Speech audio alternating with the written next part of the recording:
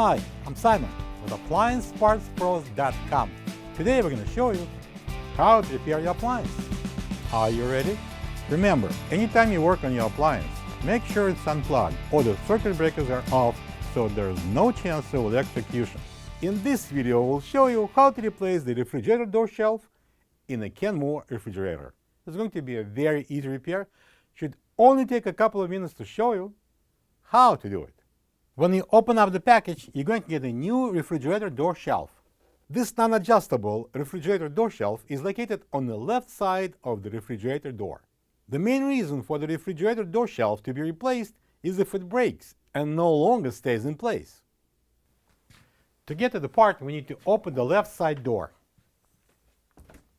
To remove the old shelf, we need to push it up.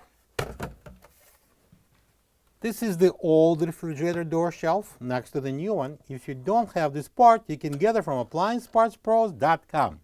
To install the new shelf, we need to lock these two tabs, one on each side, over these two tabs on the door. Place it above it and push it down.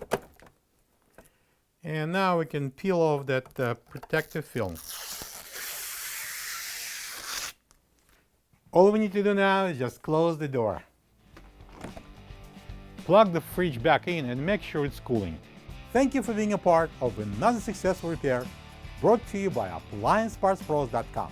For any of your future appliance repair projects, please check out our other videos available on our site, on Facebook, on YouTube, and on Instagram.